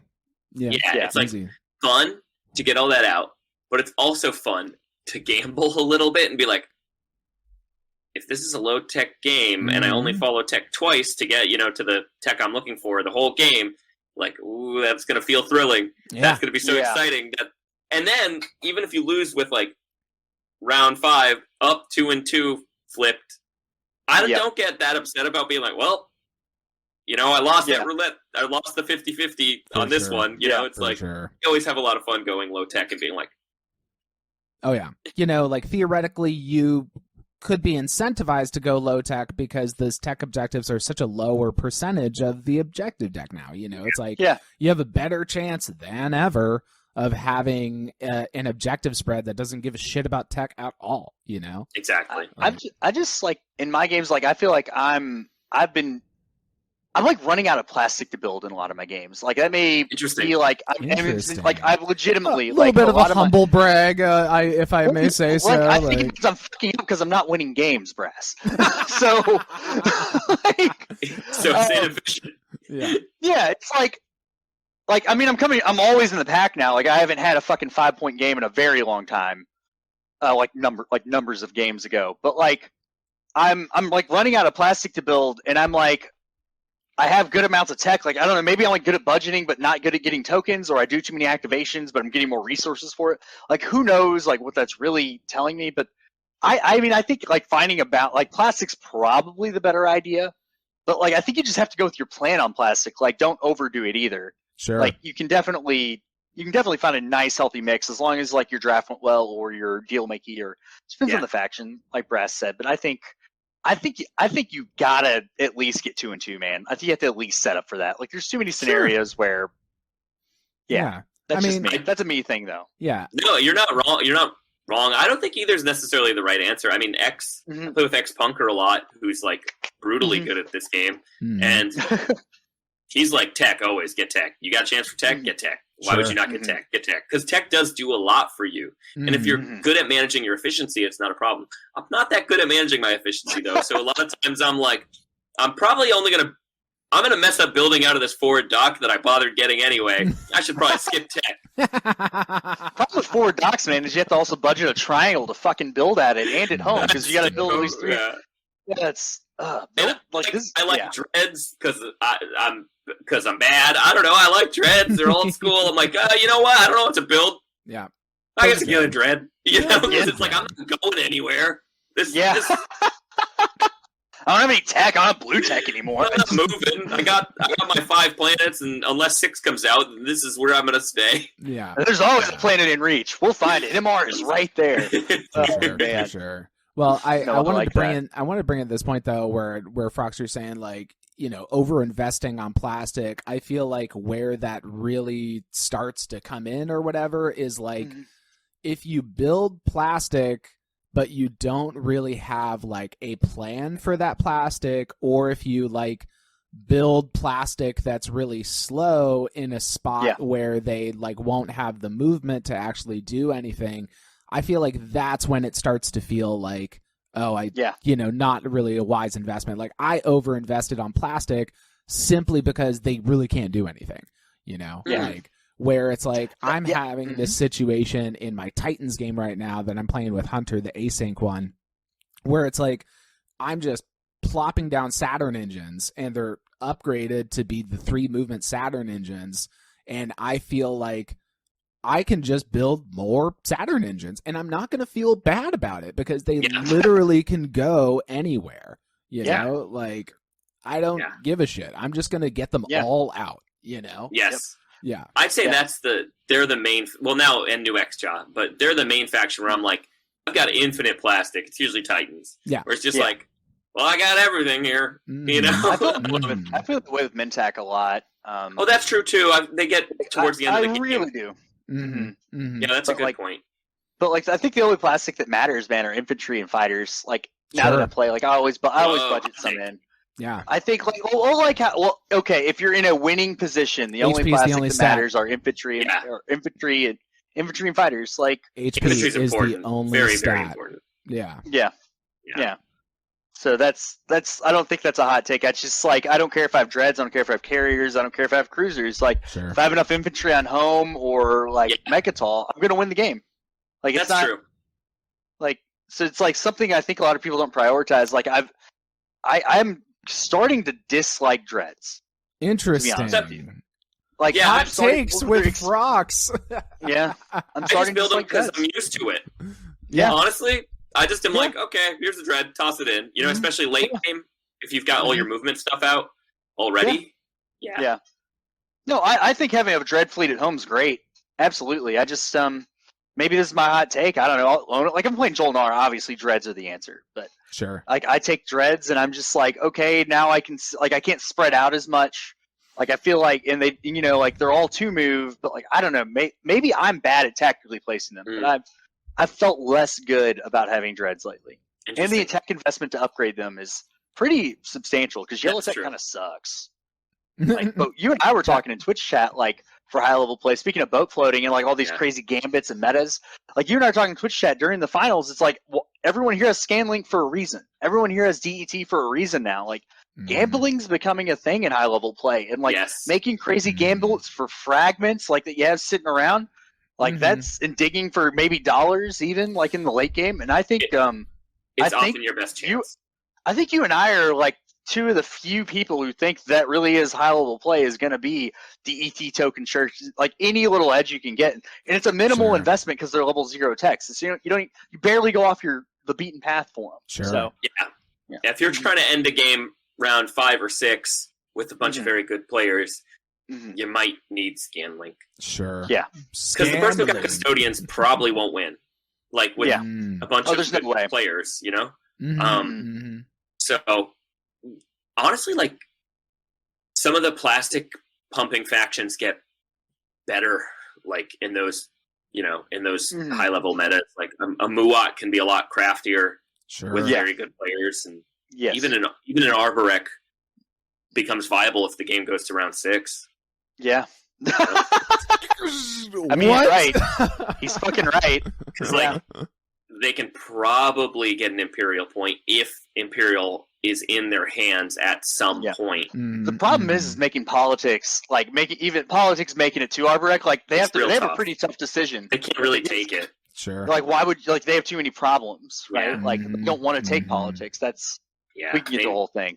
They need that value. But if a game goes to round 6 and other people haven't scan linked much, I'm not advising Scanlink for Arborek or anything, but I just feel like if nobody else wins by round 5, Arborek can be like, okay, as long as like that's when the randomness goes down for them. But if somebody, that's why I say like if everybody else got Scanlink, then somebody's finding Shard and winning. Totally. Yeah. Totally. Or Obsidian or whatever. Yeah, I mean, you guys are making sense, and it makes me think of the recent episode that the boys did about exploration, and I think it's just like fun episode. Yeah, it was a really fun episode, and I think they made like such a good point about like, like it's a gamble no matter how you look at it, and you don't just want to do it blindly just to be like, oh, I just want to explore and draw a card and have fun or whatever, but you got to be thinking about like what the likelihood is, and more importantly, it's like you got to know what you're trying to get. You got to know that like, oh, I'm specifically looking for this attachment. My chances are better like right now in the cultural deck rather than in the industrial deck. You got to be really targeted about it. And it's just so funny to think about like in a game that's like extremely tactical and you're moving your ships around and you're doing all this or whatever, like your actual chance to win like is more just like, I'm putting it all on black, baby. I'm putting it all on black. Yeah. Give it to me. I mean, look at you mentioned Mantis's games. Look at look at his game. In the finals, really. It was just Let's see where it goes. It's also maybe that does, maybe that puts me in the deep boat floating camp, but I think it's really fun when somebody wins off Shard. Sure. It's fun to swap a relic with, somebody and be like, here we go, here's my 1 out of 13 or whatever the odds happen to be at that time. And when it hits, that's so fun. It's so stupid. It's so funny. Something I really vibe with Al on is he tends to think a lot about people's feelings during a game. And like, maybe we think about it too much, but I don't know. It's really fun to think about how everybody's feeling. You gotta find what the line is. Yeah. I completely agree. There are a lot of players like who think I've said this before, but there's a lot of players who think they're like ultimately rational. But what they really want to do is be thought of as ultimately rational, and they're fun to play with because your whole job is to be like, you are a killer. You know what I mean? Like wow. Yeah. You know what I mean? Like, oh my god. But then there are some like true, just like, yes, no. Oh, don't say a word. Oh no, that's what we're saying. Our game's going to be like the one we were talking about. Exactly. There's going to be no table talk. It's all actions. Yeah, you're pinging someone to move. Yeah, it's like So I think you're right, and I think like a big part of the boat float meta is the Hollywooding and the deflecting It and is. the like, you know what, buddy, you are a killer. Yeah, Good for it's you. very theatrical. Yeah. Do you either of you know the player Anjin? No. Mhm. Love playing with Anjin, and Anjin is like known to be like pretty unpredictable, right? Sure. Like wild card. All right. But I find that like the key to Anjin, and this is a key to like people I really like to play with. Actually, it's just respect. It's like you gotta show respect, and if you show any disrespect, like you're toast. That's when you But get as long as you show clowned on. respect, Yeah. Wow. Thumbs up, everyone's having a good time. Everybody's enjoying it, and who wins wins. Wow. You know? Yeah. Wow. Yeah. That's my favorite kind of meta. I can totally vibe with that. You know what I mean? Yeah. And it's like I don't know. I feel like I've developed like some form of infamy around like certain like things I've done in certain games at certain points and whatever. But Same. yeah. Totally. Like I've done some dirty, nasty shit, but you know, like in the moment when I was doing it, like I've described it like this before, where it's like, you know, it's very much like first day in prison energy, where you just like you just walk, you know what I mean? You walk in and you just like beat the ever loving shit out of someone to like send a message or something. Like it was like that, but it was always in reaction to me feeling like this person just like isn't respecting me. You know what I mean? Like they're fucking. Do you want to know? Do you want to have Brad got Brass like, to give my home system back after he took it? And like he took it because I was destroying his Schroders because he felt disrespected. Exactly. I was like, yeah. You know what I did? I was like, you know, man, I'm not mad. I'm like actually just disappointed that you did that, buddy. Like I went full dad on him. I was like, but like I understand like that you're upset about this. Like I know that was your plan, but like. I'm just disappointed you did that because I'm not even going to win this game. By the way, I almost won the game. But because I gave him his home system back. Exactly. But it was I think reading the table and having good social skills, which Teddy, quite frankly, you definitely have. No matter how humble you're going to be, you work in marketing for Christ's sake. Like you don't win by like brutal tactical play. Like the people are going to react way too negatively to that, and I think like. Keeping people's feelings cognizant is like the key to the boat float meta. Like, I remember in one of my first LFG games, yes, it is. I can't even remember who I am, and like the Sardak is starting to get around Rex to make an Imperial play, like for the next round. And then like he had one tactics token left to score 3 on the edge, and I was on Rex and I had insubordination. And had to get a ceasefire. Well, he started cussing at me and all this other stuff. I was like, listen, man, like you're allowed to like make fun of the plays, but like don't name call me. Like just talk to me like equal. When it gets personal like that. Exactly. And I was like, in the rest of the game, he just attacked me and obliterated my chance to win. And it's like, I was like, this wasn't a personal thing. I just wanted your ceasefire because you weren't going to score. And like unless you did that, like extortion's like part of the game, and I understand why you're mad at me, but like. You know, I think like navigating, like, and I made sure he didn't win too. But that's the thing because he treated me that way, and like, like I think that's the big part of the boat float. Whereas on like the hell mode, like it's understood that this is happening. This is what's going to happen. Like, sure, emotion plays into it. I don't want to say that, but in the boat float, it's better to like be on a mountaintop, you know, in a Zen mode, laugh with your friends, maybe everything like that. So I think that's like one of the key differences, though, is that like you do have to have people skills to get there, and that's why Big Al excels. Like on top of being an excellent like tactical player for the most part, you know, I don't want to diminish that, by the way. I think that for me, the social element, it's like, for me, it helps compensate for like how bad I can be at the math, like at the mini math sometimes, you know, it's like, I recently, or not recently, this is a couple months ago now actually, but played a game, with it was me and 5 of the semifinalists. You know, we played and streamed that game. It's a lot of very fun game, but I made like a couple of like just like huge errors, just like like not math. I think my math was fine in that game, but like just like like what? No, not now! Don't do that now. A couple of those. Sure.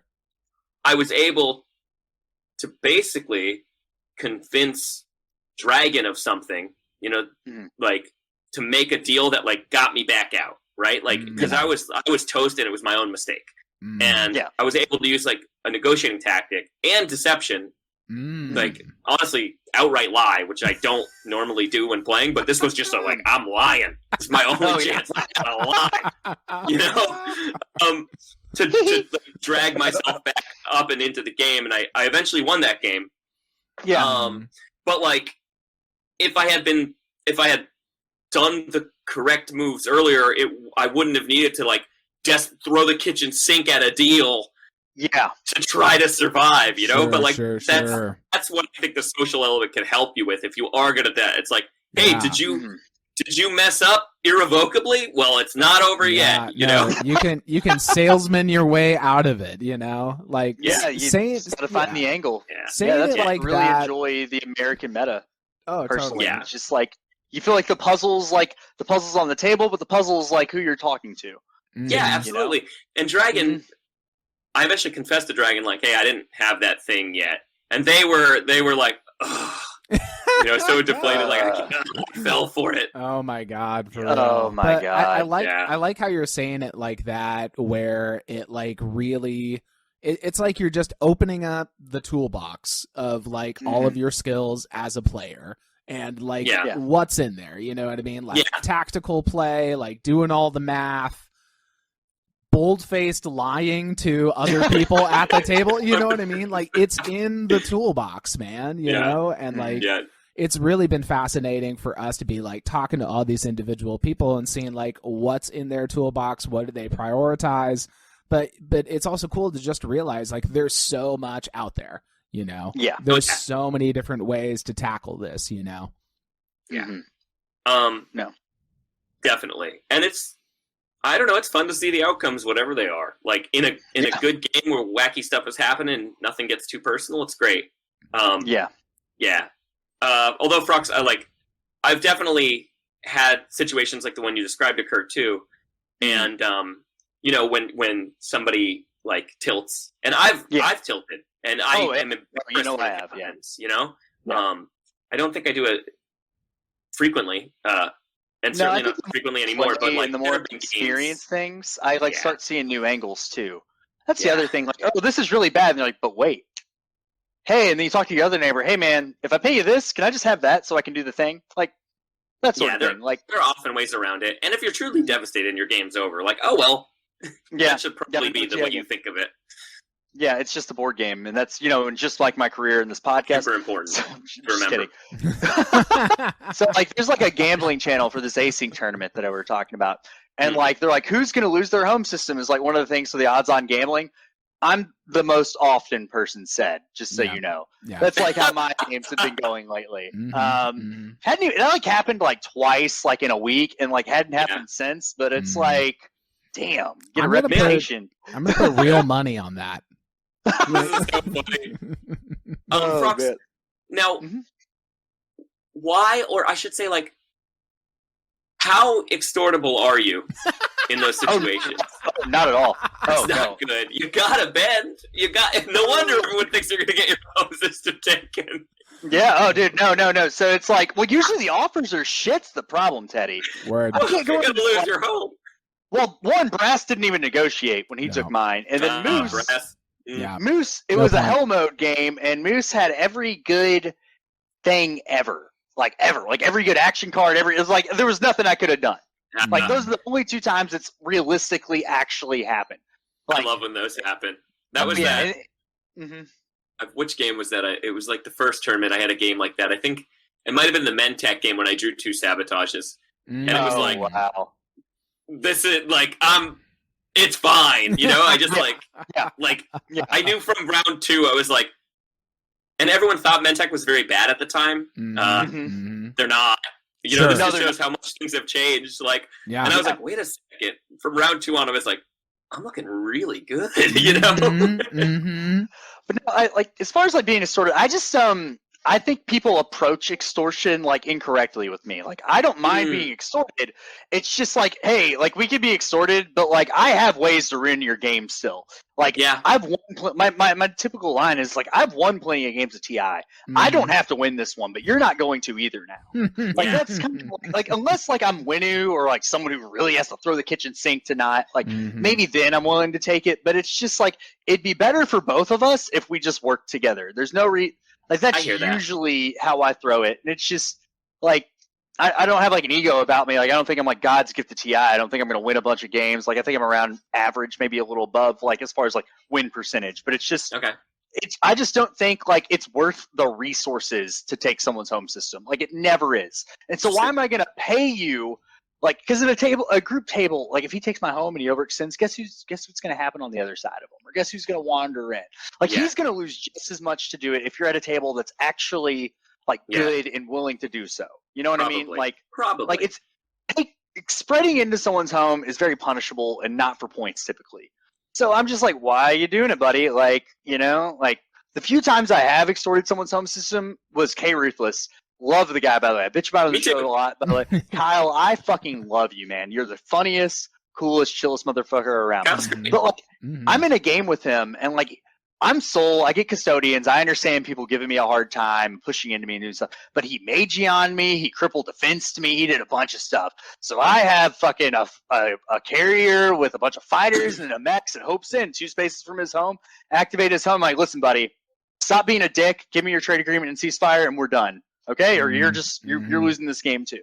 Like that's the only time I think it's worth it. Is like we need to set these scales back. Sure, like, sure, interesting. Like that's about the only time I've really felt that way. Like in the community game right now, I'm telling Brass like, look, we're losing. Let's take someone's home. Interesting. Like fuck it. Like Straight people up. are being mean to us. We just gotta take That's it. funny. I think for me, it's the reason you get Cruiser 2. Is to threaten somebody's home system in round 2 or 3. It's the whole reason you did it. So, Brass, how do you react when somebody activates? So I'll say honestly, also like I don't. By the way, if I'm in a winning position and someone activates my home, I'm never going to be butthurt about it. Sure. For sure. Brass, if somebody activates your home and they're calling you out, what's your go-to? Are you willing to pay, or are you like, come take it? Well, I mean I gotta evaluate the situation as it is, but in most cases, if someone goes through all the setup and then like spends the token to do the activation, then it means that they actually have what they need to back it up. You know what I mean? That's what I think too. So it's like a credible thing. Yeah. Same. No, definitely. I understand why people are the other way, by the way. Real. I do want to throw that out there. For real. Yeah. So I would say, I don't know, there was a recent game where where Mantis came after me at my home system, and like, there was no negotiating, but I had the lucky out with the parlay, and I was cool. like, I had the lucky out, and it was really all about like, okay, is anyone going to sabo it? If yes, then I'm fucking screwed and there's nothing I can do about it. So like whatever. So like it's whatever, But I was just telling this story recently, and we were talking about Hunter earlier. This is one of the nastier things that I've ever seen Hunter do. But I was playing in a game with him, and he was checking out all the ghosts stuff. And motherfucker snuck into my home system with the Icarus drive and popped the wormhole token in my home system with the Icarus drive, and then hit me with the extortion of like, you give me like whatever. I think I can't Would remember you ever exactly. like to be able to leave? Yeah. Yeah, exactly. And I think it was just like straight, just like give me the one-way support or whatever, like what it was, or you're never going to see your home system ever Yeah, again. exactly. Yeah, exactly. God. And at that point, it's like I knew I got. And I just like, didn't really like have anything to fight it with. And I said like, okay, I mean like this, you got me. Like I will give you whatever it is that you want. And it was pretty brutal at the time, but I'm glad he did it because I used the same trick on Frox. And that's what we were talking what we were talking about earlier. Teachable moment. It's a teachable moment for sure. Yeah. So like when everyone was giving me shit in that async game or whatever, I said in the table talking, it's like, blame Hunter. Like he's the one that showed me how to do this. You know what I mean? Like that's really funny. I tend to. It's very conditional for me. I'm like I'm a pretty like naturally pessimistic person, so I often think I'm like, it's funny, like people call it Hollywooding and like, yeah, at the end of the game, sure, but like the first 3 rounds, I'm really like generally not doing that. I'm just like, I actually think it's going poorly almost all the time, you know? Yeah. People will be like, yeah, you're doing fine. I don't think so. I feel like I'm flying by the seat of my pants. So I definitely will do deals involving my home system. I can be extorted in that way, but a lot of times I'm feeling so bad about the board state that I'm just like, no, it's okay. Sure. Just come wipe me out. Like I feel like I'm definitely a loser. So come treat me like the loser I am. You know. I want the sweet embrace of death. Yeah, like get in here, daddy, and teach me a lesson. I'm a bad boy, and I'm not good at the game. You know. I don't know. Like I feel like if you have the reputation of like not liking being extorted, like people will come to the table with you differently. It's like, hey man, I can't do this, but then they'll offer you something a little more equitable. That's like maybe that's like me trying to hinge that I have better social skills than I do. I don't know, but that's just my thing. Like I don't enjoy being extorted. Like I like it's fine. Like that's either prove that you'll do the thing or just fucking come at me with an offer. Like you know, usually like what we offer, I'm like, no, you fucking want something. Tell me what you want. Yeah, that's the other thing that always seems to bother me in extortion attempts. Like, well, what are you willing to give? I'm like, I don't fucking have anything. You're coming to my home system. Like, clearly the situation. Totally. Yeah. I feel like that situation happens a lot where people will like set up an extortion play and then it's like, dude, you're just trying to like, you know, squeeze, what's the saying? Squeeze blood from a stone. Exactly. You're trying to squeeze blood from a stone right now. I literally got nothing. Like I'm a 2 commodity faction. I can give you my trade agreement. You know what I mean? Like that's what I can give you. Yes. Yeah. Teddy, man, this has been a fucking pleasure, and I hope we can coordinate to have. Would you like to be back for that kind of roundtable talk? I was. Yeah, I love those. It sounds really fun. Hell yeah, we're trying to squeeze everything in, hopefully before like Thanksgiving holiday season. Like it's Canadian Thanksgiving, like just happened, but you know what I mean.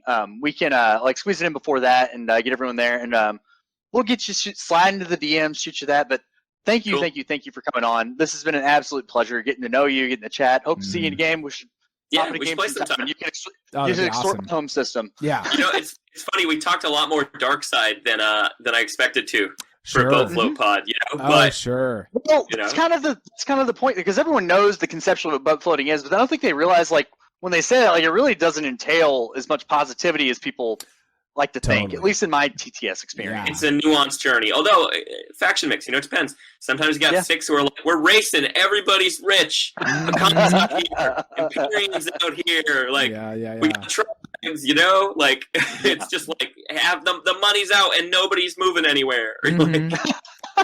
Totally. You have games like that. I think the most fascinating part of me, for me, of this conversation was you showing us that angle where it's like possible to boat float in this way where there's just like this implicit extortion type thing. Like, you give me what I want and I won't magey on you can be your part your points of the are whole safe. thing. Those are off the table, but no, I feel that.